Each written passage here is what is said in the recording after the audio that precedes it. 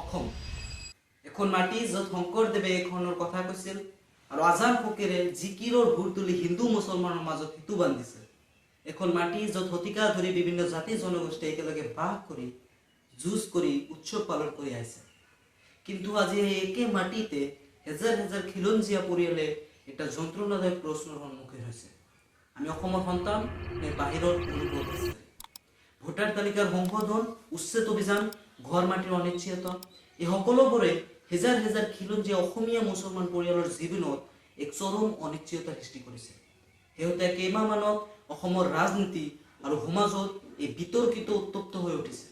অবৈধ অনুপ্ৰৱেশকাৰীৰ বিৰুদ্ধে চৰকাৰৰ কঠোৰ অভিযানৰ মাজত বহুতো খিলঞ্জীয়া পৰিয়ালেও ভুলকৈ চিনাক্ত হৈ সংকটত পৰিছে। এই ঘটনাবোৰে সমাজত ভয়, ক্ষোভ আৰু বিভ্ৰান্তিৰ সৃষ্টি কৰিছে। আজি আমি আলোচনা কৰিবলৈ লৈছোঁ অসমৰ অত্যন্ত আলোচিত আৰু বিতৰ্কিত বিষয় ইণ্ডিজিনিয়াছ আছামিজ মুছলিম, অৰ্থাৎ খিলঞ্জীয়া অসমীয়া মুছলমান।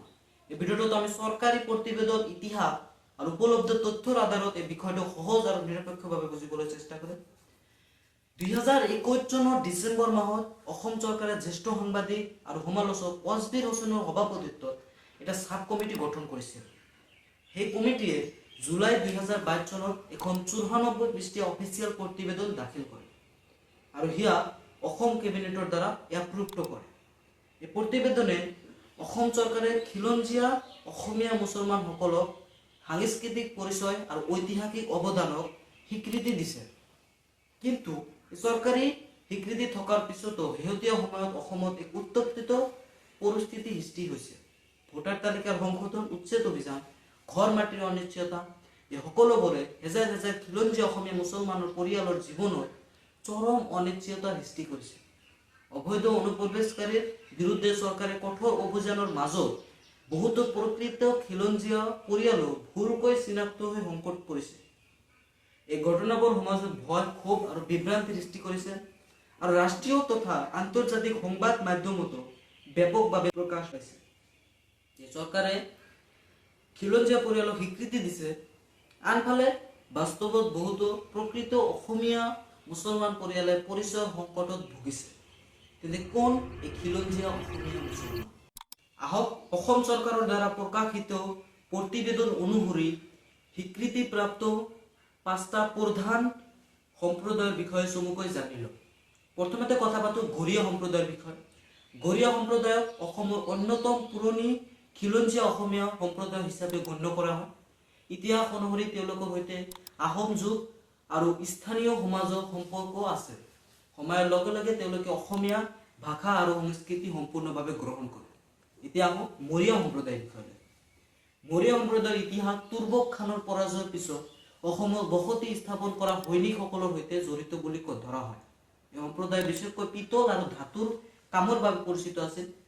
আজিও অসমৰ বহু অঞ্চলত মৰিয়া সম্প্ৰদায়ৰ ঐতিহ্য দেখা যায়। তৃতীয়টো উল্লেখ কৰিব লাগিব দেশী সম্প্ৰদায়। দেশী মুছলমানসকলক অসমৰ অন্যতম প্ৰাচীন খিলঞ্জীয়া মুছলিম সম্প্ৰদায়ৰ হিচাপে গণ্য কৰা হয়। বহুজনৰ মতে তেওঁলোকৰ সৈতে কোচ ৰাজবংশী আৰু মেচ জনগোষ্ঠীৰ ঐতিহাসিক সম্পৰ্ক আছে বুলি কোৱা হয়। মূলতঃ গোৱালপাৰা আৰু পশ্চিম অসমৰ অঞ্চলসমূহত তেওঁলোকৰ বসতি অধিক। চতুৰ্থ সম্প্ৰদায় হৈছে চৈয়দ। চৈয়দ সম্প্ৰদায় সাধাৰণতে চুফি, সাধক আৰু ধৰ্মীয় প্ৰচাৰকৰ বংশধৰ হিচাপে পৰিচিত। আজাদ ফকীৰৰ দৰে ব্যক্তিত্বই এই সম্প্ৰদায়ৰ সাংস্কৃতিক পৰিচয় শক্তিশালী কৰে। শেষত আহোঁ জোলহা বা জুলহা সম্প্ৰদায়। জোলহা বা জুলহা সম্প্ৰদায় ঐতিহাসিকভাৱে বয়ন শিল্পৰ সৈতে জড়িত আছিল। আহোম আৰু ব্ৰিটিছ যুগত কিছু পৰিয়াল অসমলৈ আহি লাহে লাহে অসমীয়া সমাজৰ সৈতে একাত্ম হৈ যায়।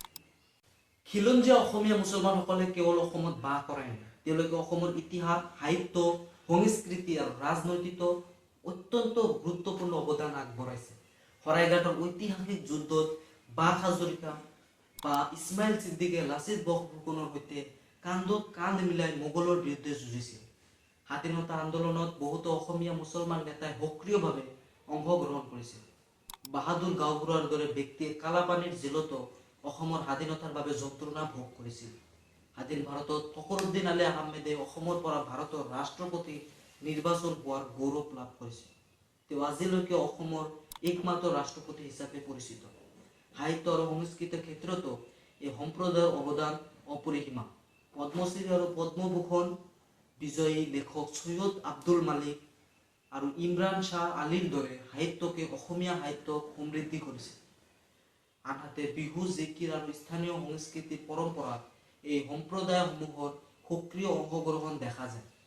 জিকিৰ অসমীয়া সংস্কৃতিৰ এক অবিচ্ছিন্ন অংশ হৈ পৰিছে। চৰকাৰী প্ৰতিবেদনে তেওঁলোকক খিলঞ্জীয়া বুলি স্বীকৃতি দিছে, কিন্তু বৰ্তমান সংকটৰ মাজত তেওঁলোকে পৰিচয় আৰু অধিকাৰ সুৰক্ষিত ৰখাটো অত্যন্ত জৰুৰী। ইতিহাসক সন্মান কৰা, প্ৰকৃত খিলঞ্জীয়াক সুৰক্ষা দিয়া আৰু অনুপ্ৰৱেশকাৰীক ৰোধ কৰা, এয়াই হ'ব পাৰে এখন শক্তিশালী সম্প্ৰীতিপূৰ্ণ অসম গঢ়ি তোলা একমাত্ৰ পথ। ভিডিঅ'টো বনোৱাতে নিউজ হেডলাইনকে ধৰি বিভিন্ন ৰিচোৰ্চ মই এই ভিডিঅ'টোত ব্যৱহাৰ কৰিছোঁ। তাৰ ভিতৰত মূলতঃ সেই 94 পৃষ্ঠাৰ প্ৰতিবেদনখন। যদি আপোনালোকে সেই প্ৰতিবেদনখন ডাইৰেক্টলি চাব খোজে তেন্তে তাৰ লিংক ডিছক্ৰিপশ্যনত দিয়া থাকিব, তাত যে আপোনালোকে চাব পাৰে। ধন্যবাদ। আপোনালোকৰ মতামত কমেণ্টত জনাওক।